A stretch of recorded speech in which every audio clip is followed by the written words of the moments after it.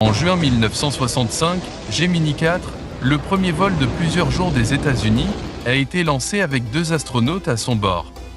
En juin 1965, Gemini 4, le premier vol de plusieurs jours des États-Unis, a été lancé avec 2 astronautes à son bord. Alors que l'objectif de la mission était d'aller marcher dans l'espace pour la première fois, ils ont vu quelque chose qui les a complètement choqués, avant même que le vaisseau n'atteigne sa destination. Qu'est-ce que c'était ? Bienvenue au Lab 360, il est temps d'explorer. L'équipage a remarqué quelque chose d'étrange en regardant notre planète par le hublot. Quelque chose de similaire à la tache rouge de Jupiter, quelque chose dans le désert africain du Sahara, la structure de Richat.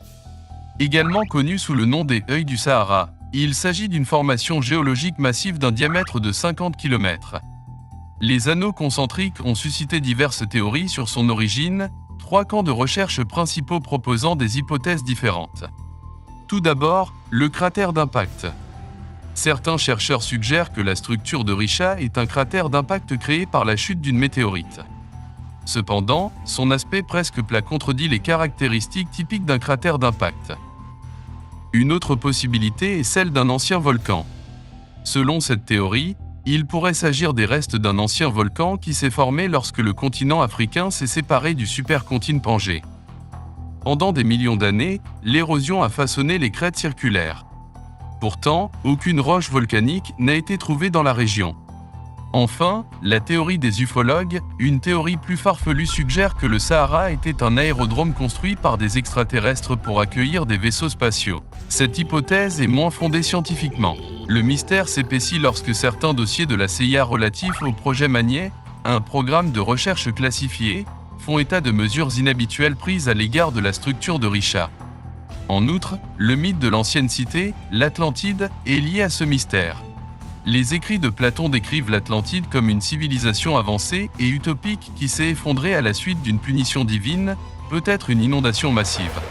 Les chercheurs sont à la recherche de l'Atlantide depuis des siècles, et certains affirment que la structure du Richat pourrait être le vestige de cette cité légendaire. Les preuves comprennent la présence de motifs circulaires, de restes d'eau salée, d'anciens fossiles marins et d'artefacts tels que des pointes de flèches et des lances.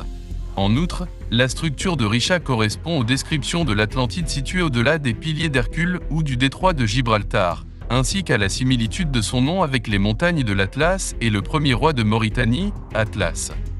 Bien qu'il existe un certain scepticisme quant à la localisation de l'Atlantide dans le Sahara, plusieurs indices suggèrent cette possibilité. L'analyse de l'ADN d'anciens squelettes au Maroc implique l'existence d'une population distincte, potentiellement les Atlantes. Les légendes décrivent les Atlantes comme possédant une technologie avancée et des caractéristiques physiques uniques. Certains les associent même à la construction des pyramides égyptiennes. Si la véritable origine de la structure de Richat reste un sujet de débat, elle continue d'intriguer les chercheurs et d'alimenter la quête permanente visant à dévoiler les secrets de l'Atlantide ou à découvrir d'autres explications géologiques à cette remarquable formation naturelle. La cité antique a-t-elle existé ?